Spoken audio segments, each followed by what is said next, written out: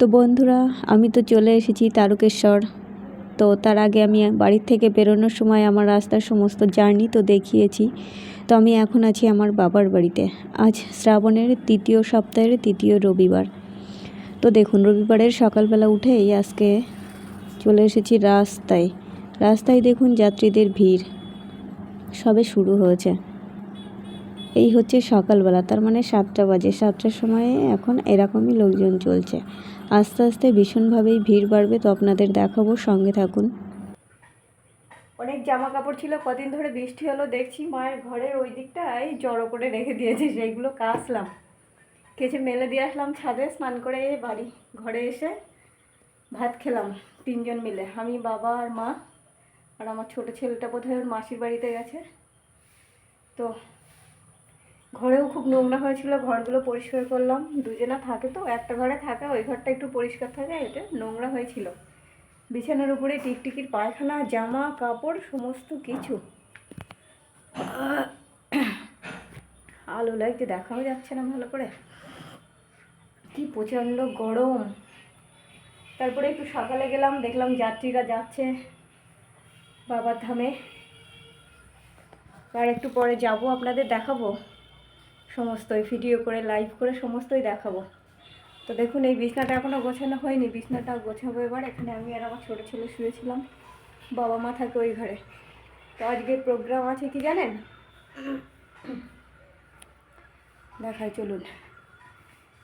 লুচি তরকারি হবে, সেটা যাত্রীদের খাওয়ানো হবে, বুঝতে পারছেন?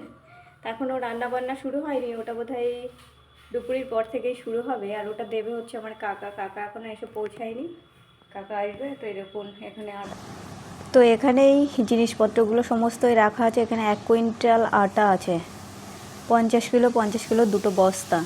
তারপরে আর এখানে আছে, এই দেখুন মটরগুলো ভিজানো আছে। এখানে কতটা বললো বাবা, বোধহয় 40 কিলো বললো, নাকি 40 কিলো মটর ভিজানো আছে। দেখুন কাজগুলো, কত কাজ এখনও বাকি আছে গোছাতে। এই যে 2 বস্তা আটা, তার মানে 1 কুইন্টাল। আর এখানে আছে মশলাপাতির বাজার করা আছে, সমস্তই সবই রেডি আছে, শুধু কাকা এলেই শুরু হবে। তো যাই হোক, তার মধ্যে আমি একটু রেস্ট নিয়ে নিলাম এখানে বসে।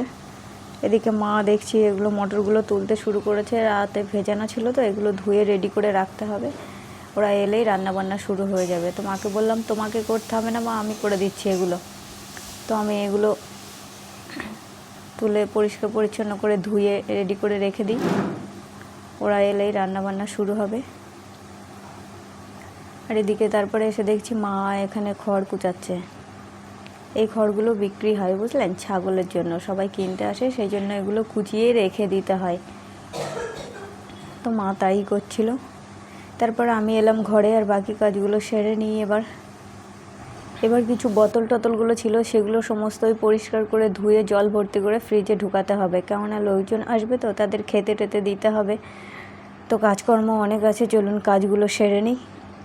কারণ কদিনে বৃষ্টির জন্য মা দেখলাম কাজগুলো ভালো করে সব করে রাখতে পারেনি, বিশেষ করে ঘরদোরগুলো গুছিয়ে রাখতে পারেনি। তো এগুলো আমার ধোয়া হয়ে গেছে একবার করে, আর একবার আমি জল দিয়ে রেখে দিচ্ছি। এই যে দেখুন হয়ে গেছে এগুলো আমার। তো চলুন একবার রাস্তা থেকে ঘুরে আসি।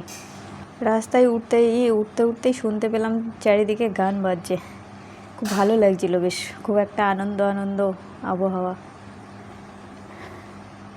তো রাস্তায় উঠতেই এখানে দেখলাম, যেখানে আমাদের প্যান্ডেল করা আছে, এই জায়গাটায় কিছু ভক্ত বিশ্রাম নিচ্ছে, কারণ প্রচণ্ড রোদ্দুর হয়ে গেছে, তো রাস্তা গরম হয়ে গেছে, এদের হেঁটে আসতে কষ্টই হবে এই সময়টাই।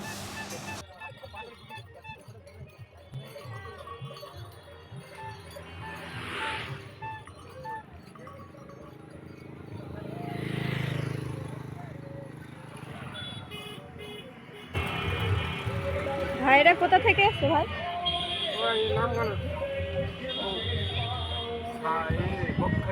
বকখালি। জল দেওয়া হয়নি এখনো জল দেওয়া হয়নি।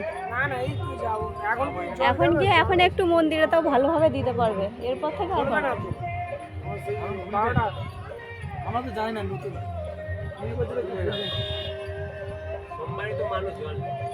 সোমবার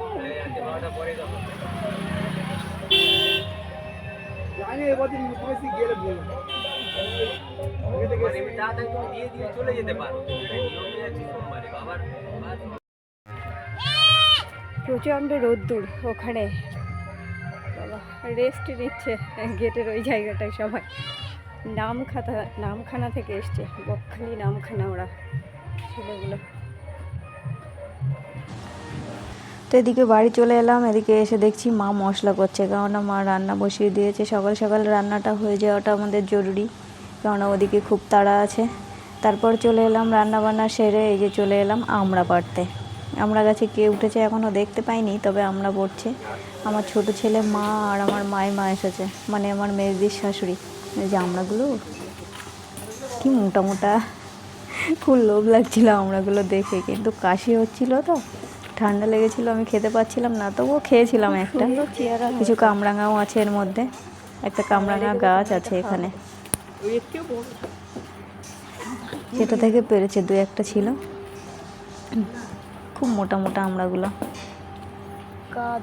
এদের বাড়িতে কেউ থাকে না। এই গাছটা ধরে মা কিনে নিয়েছে আমড়াগুলো, কেননা মেলায় বিক্রি করবে। মেলায় যাত্রীরা এসে এই আমড়া খেতে ওরা ভীষণ ভালোবাসে, এগুলো খুব বিক্রি হয়, সেই জন্যে আমড়াগুলো বিক্রি করে মাইমা আরও অনেকেই আছে। এই আমড়াগুলো কিনে নিয়ে যাবে মায়ের কাছ থেকে এসে, কেজি দরে কিনে নিয়ে যাবে আর পিস হিসেবে বিক্রি করবে এই মেলাতে।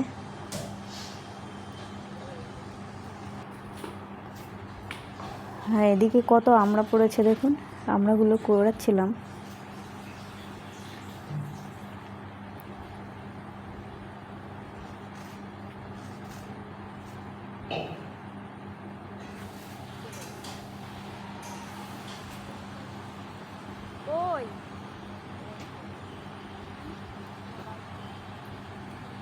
একসাথে এত বিলেতি আমরা আমি কখনো দেখিনি আগে। দু একটা দেখেছি, বাড়িতে কিনে আনা হয়েছে খাওয়ার জন্য, কিন্তু এত আমরা একসাথে দেখিনি। বাপরে বাপ, আর কি মোটা মোটা।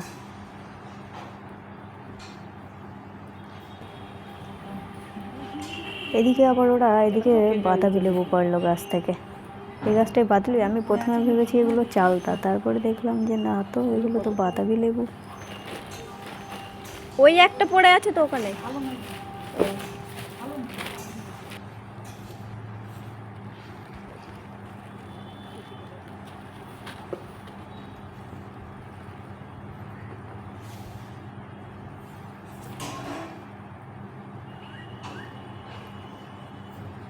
ওগুলো তো ভালো না, কি করবে নিয়ে। ওখানে আবার তিনটে একদম পাকা লেবু পড়েছিল, মাইমা আবার এই তিনটে কুড়িয়ে নিয়ে আসলো। প্রথমে ভেবেছি বোধহয় ওগুলো পচা, কিন্তু না, দেখছি ওগুলো পেকে গেছে, কাদার মধ্যে পড়েছিল। সমস্তই বিক্রি হয়ে যাবে।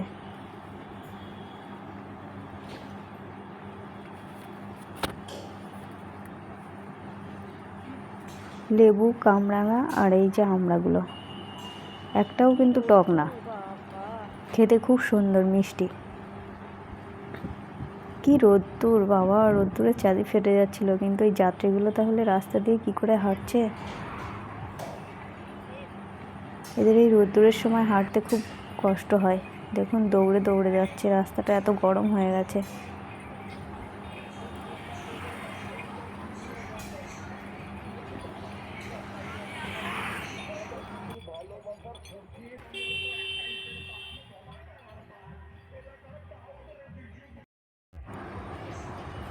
তারপর চলে এলাম বাড়িতে।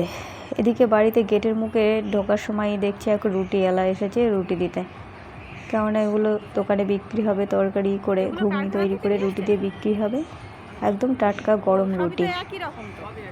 আর সেই গোল রুটিগুলো নেই, আবার আসবে, এটা দিয়েছে আবার একটি রুটি খুব বিক্রি হচ্ছে না। 50 ডজন আছে ঘরে তোলা না, কারখানা থেকে সপ্তাহে দিতে যান। ঠিক আছে। হ্যাঁ, এদিকে বাড়ির ভেতর ঢুকে দেখি এরা রান্নার তোড়জোড় শুরু করছে। এই যে আলু ছাড়াচ্ছে, তার মধ্যেই চলে এলো হুড়পাড় করে বৃষ্টি।